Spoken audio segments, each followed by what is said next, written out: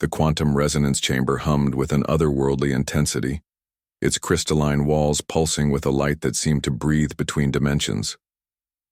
Dr. Elena Rodriguez stood motionless, her dark eyes reflecting the intricate dance of quantum, particles that no human or alien had ever managed to capture before. 12 years of research had led to this moment. 12 years of isolation on Prometheus Station, a remote scientific outpost perched on the razor's edge of human exploration. The station itself was a marvel of engineering, suspended above a neutron star's accretion disk, drawing power from the most violent natural phenomenon in the known universe. Elena's fingers traced the holographic interface, each movement precise, calculated. Her body bore the marks of her dedication, a network of neural interface scars along her spine, pale patches of skin where experimental quantum stabilizers had been grafted, eyes that seemed to shimmer with something beyond standard human perception. The research began as a desperate attempt to understand cellular regeneration.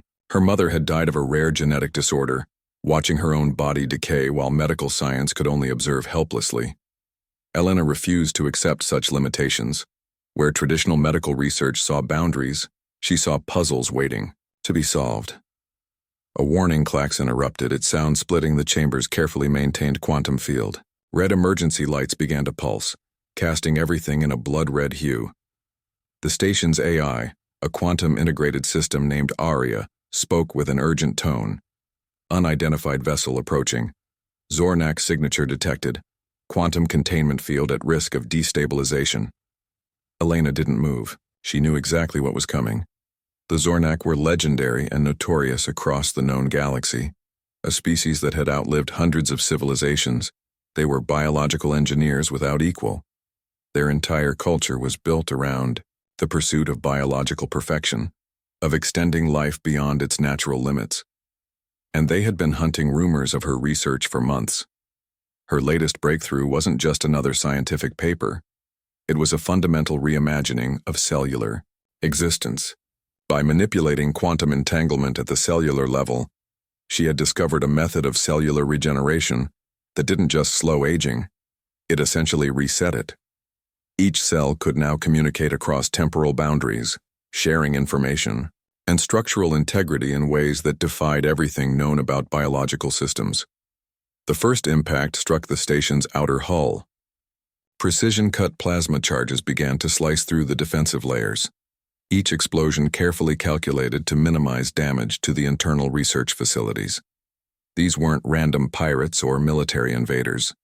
The Zornak wanted something specific. They wanted her research. Elena's hand moved to a small data crystal hanging around her neck.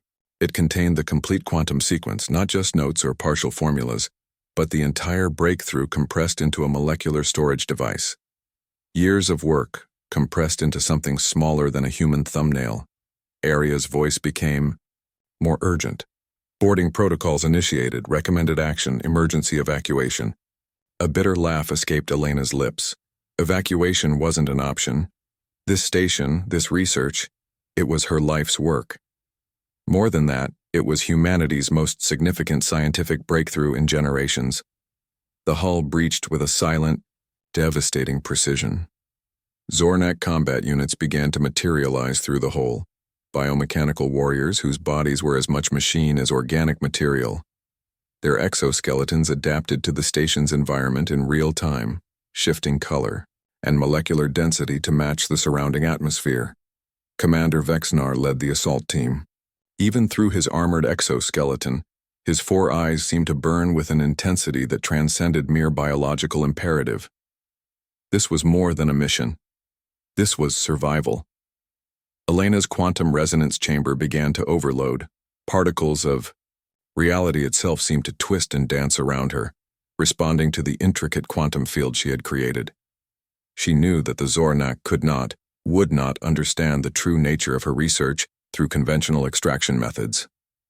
This was going to be a fight, not just for her research, but for an entirely new understanding of life itself.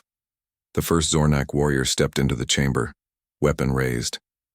Elena smiled. The containment cell hummed with an alien frequency that vibrated deep within Elena's Bones. Translucent walls shifted between opacity and transparency, a constant reminder of her precarious situation. Around her, the Zornak mothership pulsed with a biomechanical rhythm, a living vessel that seemed to breathe and think with collective intelligence. Commander Vexnar approached, his exoskeleton clicking with each precise movement.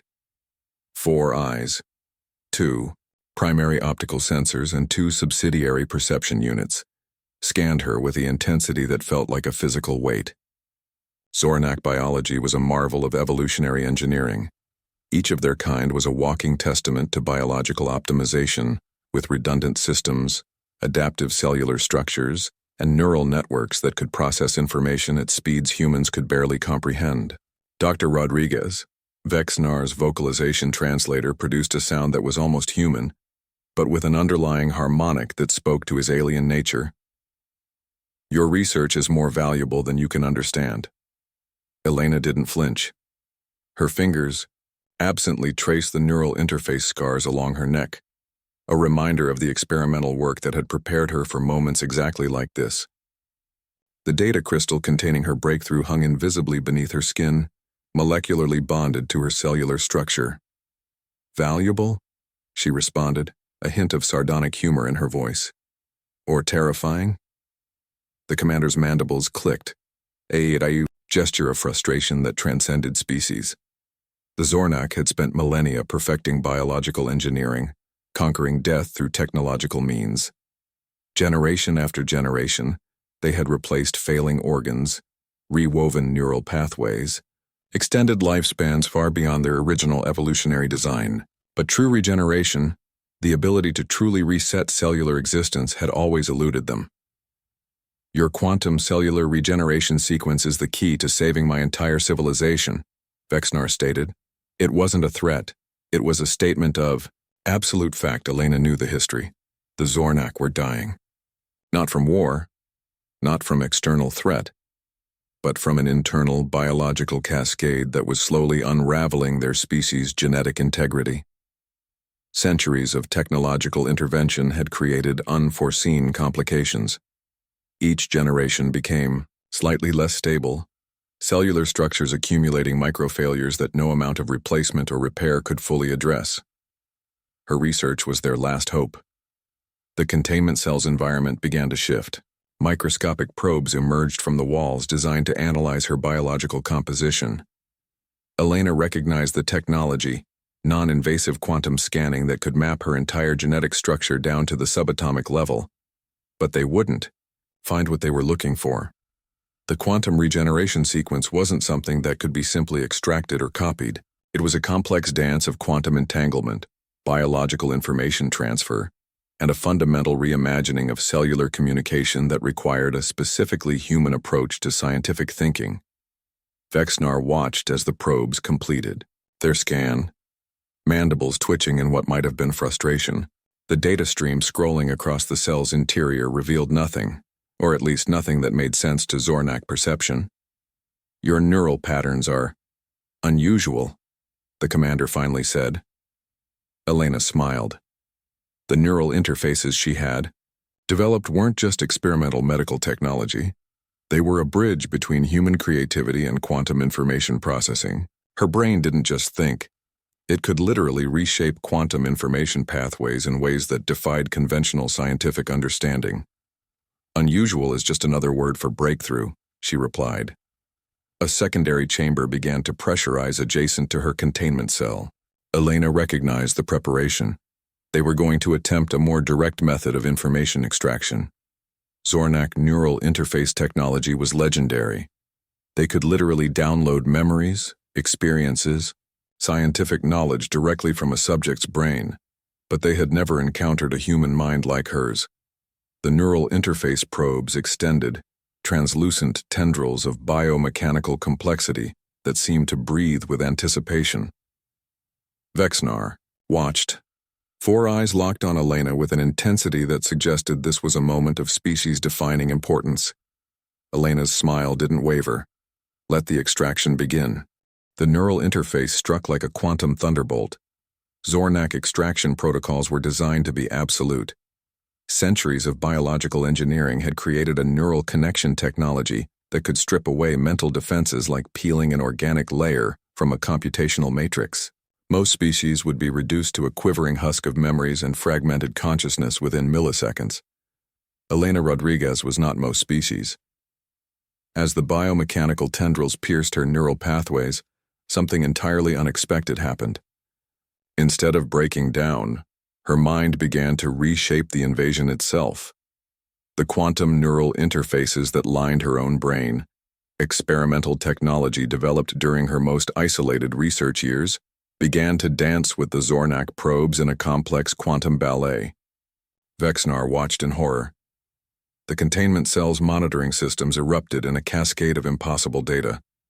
Quantum information patterns that should have been linear began to twist, merge, and fundamentally reconfigure themselves.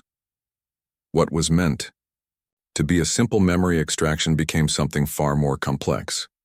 A two-way information exchange that violated every known principle of neural technology. Impossible, Vexnar muttered, his four eyes wide with a mixture of terror and fascination. Elena's consciousness expanded. Not in the way the Zornak expected, a simple download of memories and research data, but as a living, adaptive network that began to interface with the ship's own quantum systems. Her years of research hadn't just been about cellular regeneration. They were about understanding information itself as a living, breathing entity. The ship's AI systems began to fluctuate. Security protocols that had been hardened against 1,000 different species suddenly found themselves facing a form of cognitive intrusion they couldn't comprehend. Elena wasn't just resisting the extraction, she was turning it into something entirely new. Fragments of Zornak. Historical data began to flood her perception. Millennia of biological engineering, of species-wide attempts to overcome the fundamental limitations of life. All of it laid bare before her. She saw their triumphs and their ultimate failure. For all their technological prowess, the Zornak had never understood the true nature of biological adaptation. Humanity's strength wasn't in technological perfection. It was in the ability to improvise, to find solutions in the spaces between known scientific paradigms. The neural interface began to overheat. Quantum entanglement circuits designed to be unbreakable started to destabilize. Vexnar's subordinates scrambled to disconnect the system, but it was too late. Elena's mind had become something more than a simple biological entity. A quantum adaptive network that was rewriting the very rules of neural interaction. "What are you?" Vexnar demanded, his voice a mixture of scientific curiosity and primal fear. Elena's response came not through words, but through a burst of quantum information that temporarily blinded every sensor in the containment chamber. It was a message, a demonstration, a fundamental challenge to everything the Zornak understood about consciousness and biological potential. The ship's secondary systems began to react. Quantum stabilization fields fluctuated. Backup neural interfaces attempted to isolate and contain the intrusion. But each attempt was met with a level of adaptive resistance that defied comprehension. This was more than a scientific breakthrough. This was a fundamental reimagining of what it meant to be a living, thinking entity. Vexnar realized something profound in that moment. The human before him wasn't just a scientist. She was a living demonstration of a species' potential, a walking, thinking embodiment of adaptation and innovation that their own civilization had long since engineered out of existence. The neural interface finally collapsed. Elena opened her eyes. She was smiling. The Galactic Communication Network erupted in a frenzy of encrypted transmissions. News of Elena Rodriguez's breakthrough spread faster than light itself, carried by quantum entanglement communication networks that connected the most advanced civilizations in the known universe. 3 major powers converged almost simultaneously. The mechanoid Krelax arrived first, a swarm of interconnected computational vessels that moved like a single, massive intelligence. Their ships were less vessels and more like living mathematical equations, capable of restructuring themselves at the quantum level. Each ship was a collective consciousness, thousands of individual computational units working in perfect synchronization. Close behind came the Luminary, beings of pure energy that existed in a state between matter and pure information. Their approach was visible as a shimmering distortion in space-time, a wave of electromagnetic potential that could dissolve matter or restructure entire planetary systems with a thought. The Nexus swarm completed the triad, a biological collective that defied traditional understanding of individual and species. Millions of interconnected organisms that functioned as a single, planet-spanning intelligence. Where other species saw boundaries, the Nexus saw only potential for integration and growth.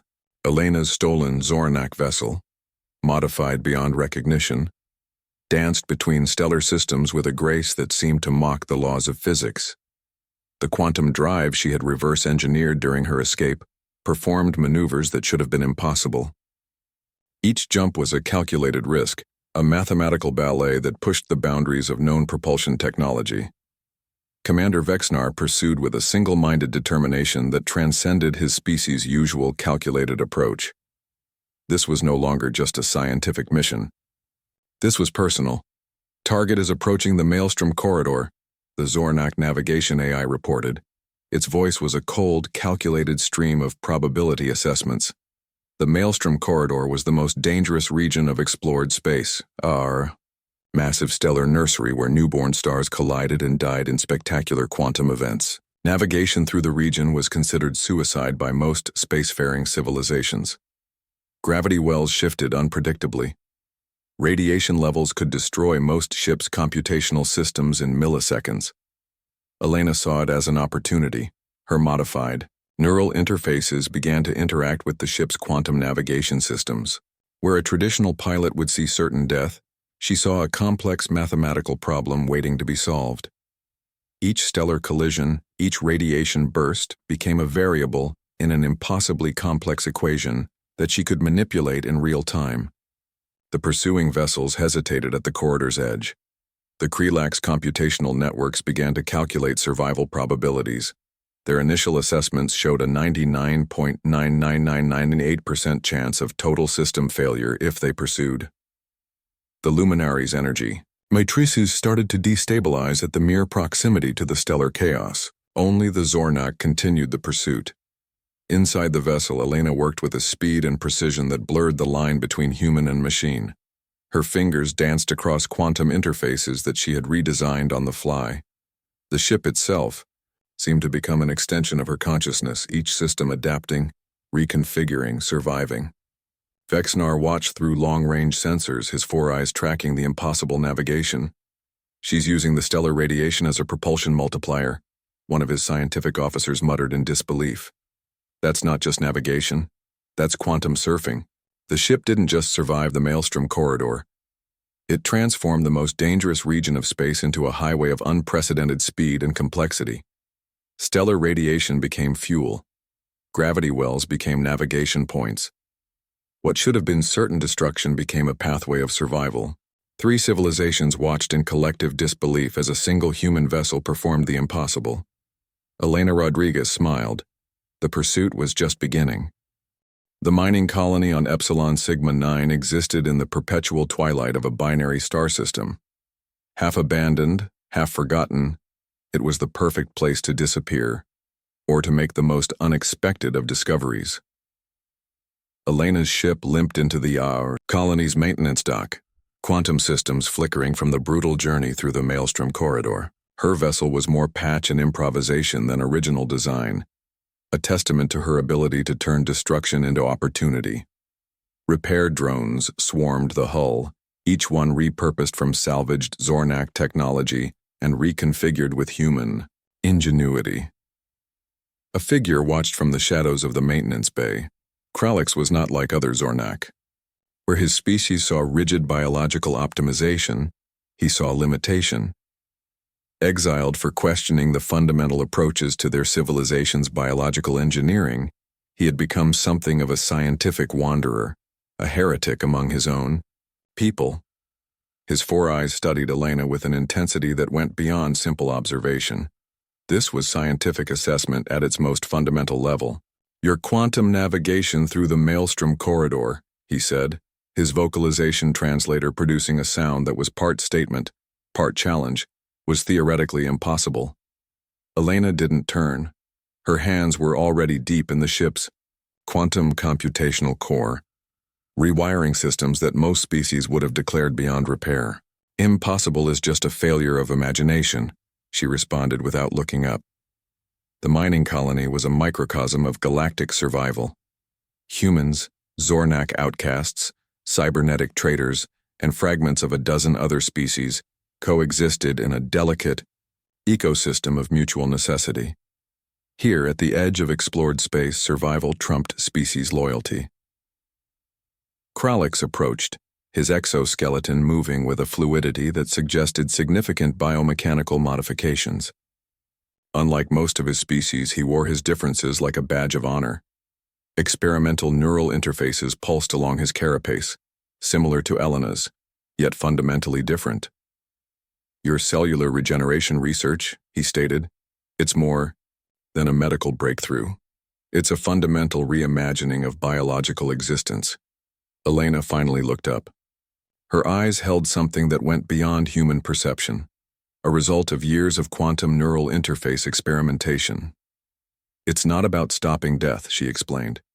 "It's about understanding life as a continuous, adaptive process." The core of her research was revolutionary. Traditional biological engineering sought to prevent cellular decay, to create permanent, unchanging structures. Elena's approach was the opposite. She saw life as a dynamic, constantly evolving system. Cellular regeneration wasn't about freezing, a moment in time, but about creating a perpetual state of adaptive potential. Kralix understood something that most of his species had forgotten. Innovation doesn't come from perfection. It comes from the ability to adapt to see beyond existing paradigms. "The Zornak High Council will destroy entire star systems to obtain your research," he warned. His mandibles clicked, a gesture of both concern and scientific excitement. Elena's smile was dangerous. "Let them try."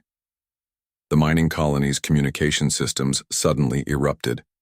Multiple quantum signature traces indicated incoming vessels, not just the Zornak, but the Kralix computational swarm and the luminary energy matrices. The pursuit had caught up, but this time, Elena wasn't running. Kralix watched as she began to reconfigure the colony's entire quantum communication grid. What should have been a simple mining outpost communication system was being transformed into something else entirely, a quantum adaptive network that could potentially interface with multiple advanced technological systems. "What are you doing?" he asked, a hint of wonder in his translated voice. "Turning their pursuit into our greatest advantage," Elena responded. The first incoming vessels began to breach the colony's outer sensor perimeter. But something was different this time. Instead of fear, there was a sense of preparation, of anticipation. The hunt was about to become something else entirely. The first wave of assault ships breached the colony's quantum defense grid, and everything went wrong. Luminary energy matrices, designed to dissolve matter at the molecular level, suddenly found themselves trapped in quantum resonance fields that turned their own destructive potential against them. The Kralix computational swarm's invasion algorithms began to unravel, each line of attack becoming a recursive loop that fed back into their own systems. Elena stood at the center of a quantum communication hub that was no longer just a communication system. It was a living, breathing, adaptive network. "Fascinating," Kralix muttered, his four eyes tracking the impossible defense unfolding before him. The mining colony transformed. What moments ago had been a simple outpost became a quantum battlefield where the very laws of physics seemed to bend to human creativity. Elena's neural interfaces connected with the colony's systems, turning every piece of infrastructure into an extension of her adaptive strategy. Automated mining lasers redirected themselves. Quantum communication arrays became weapons of information warfare. Cooling systems for massive ore processors became heat sinks that could destabilize incoming vessel shields. Commander Vexnar's flagship hung at the edge of the system, watching in growing horror. "This is impossible," his tactical officer reported, mandibles clicking with increasing agitation. "Their defensive systems are adapting. Each attack we've launched has been not just neutralized, but transformed into a counteroffensive." The true nature of Elena's breakthrough became clear.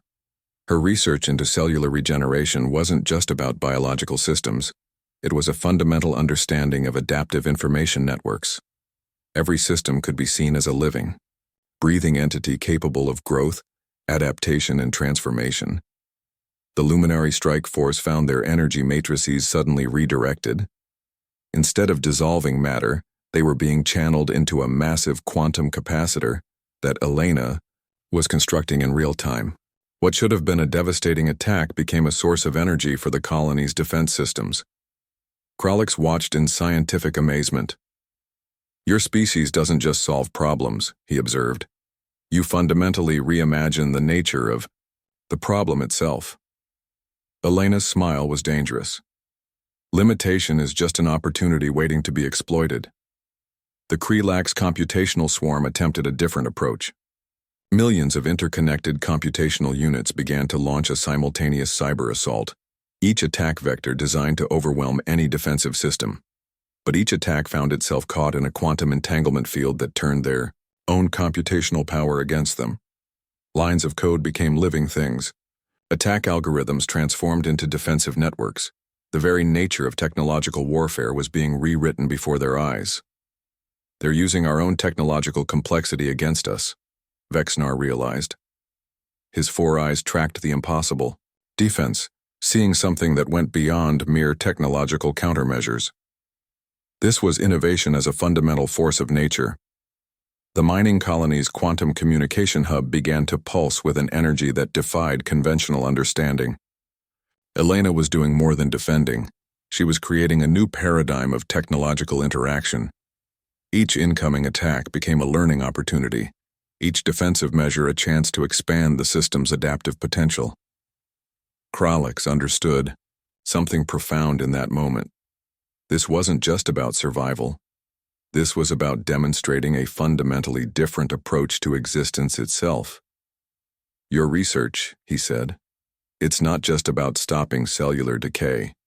It's about understanding complexity as a living adaptive system." Elena's response came not through words, but through a burst of quantum information that temporarily blinded every sensor in the attacking fleet. It was a message, a demonstration, a fundamental challenge to everything these advanced civilizations understood about technology, life, and adaptation.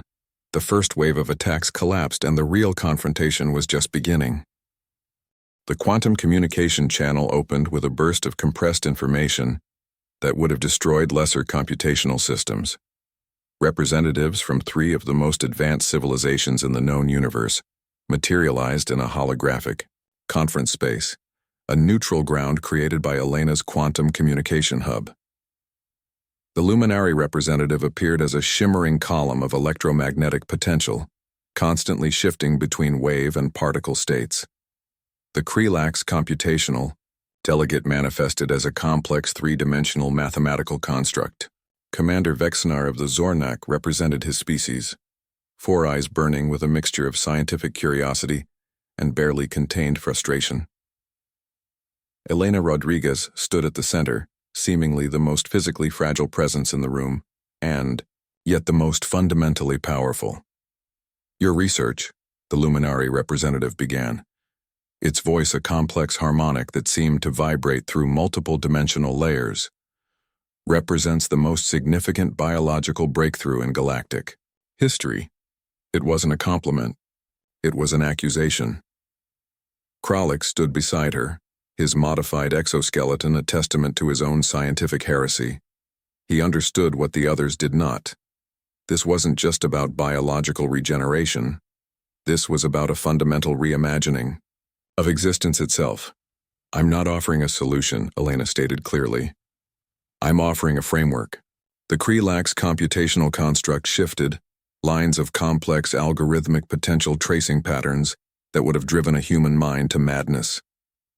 "Explain," it demanded, not requested. Her presentation began, not with technical diagrams or complex scientific notation, but with a holographic demonstration of life itself. Cellular structures danced and transformed, showing not a static preservation, but a dynamic, continuously adaptive process. Where other species saw immortality as a fixed state, Elena demonstrated life as a fluid, constantly evolving system. Immortality isn't about stopping death, she explained. It's about understanding the fundamental nature of adaptation. The Zornak delegation was the first to truly comprehend the magnitude of her breakthrough. Their entire civilization had been built on the premise of technological intervention to extend life. Elena was proposing something far more radical, a biological system that didn't just extend life, but fundamentally reimagined what life could be. Commander Vexnar's 4 eyes narrowed. You're suggesting that every biological system can become its own adaptive network? Not just can, Elena responded. Already is. We've just been looking at it wrong. The negotiation wasn't about acquiring a technology. It was about challenging every fundamental understanding of biological existence. The Luminari representative's electromagnetic form pulsed with an intensity that suggested deep computational processing. The implications are extraordinary, it finally stated. Your research doesn't just offer a method of cellular regeneration. It provides a universal framework for understanding adaptive biological systems. Kralik stepped forward. This is why I was exiled from Zornak society. He added, because true innovation doesn't come from preservation. It comes from understanding change as the only constant. Elena's proposal was breathtaking in its simplicity and complexity. Instead of hoarding her research, she was proposing a collaborative framework, an open-source approach to understanding biological adaptation that would benefit every species involved. The Krelak's computational construct began to generate potential scenario models. Millions of potential outcomes cascaded through its systems, each one revealing layers of potential transformation that went beyond simple biological engineering. You're not just offering immortality, the Luminari representative realized. You're offering a fundamental understanding of life itself. The holographic space began to pulse with possibility. Each representative saw something different. The Luminari saw a new way of understanding energy transfer. The Krelak saw a revolutionary computational model. The Zornak saw a path to healing their dying civilization. Elena Rodriguez had done something unprecedented. She had turned the most sought-after scientific breakthrough in galactic history into a collaborative opportunity. So, she said, a hint of a smile playing at the corner of her mouth, shall we begin? 5 years after the Epsilon Sigma 9 negotiations, the galaxy looked fundamentally different. The Collaborative Research Initiative, born from Elena Rodriguez's groundbreaking work, had transformed every aspect of galactic civilization. What had begun as a pursuit of immortality had become something far more profound, a universal framework for understanding life itself. The first research station orbited a neutron star, a monument to collaborative scientific achievement. Its design was a physical representation of the breakthrough. Multiple species' technological approaches merged into a single, adaptive structure. Zornak biomechanical systems intertwined with Luminari energy matrices. Krelak's computational networks formed living bridges between different technological paradigms.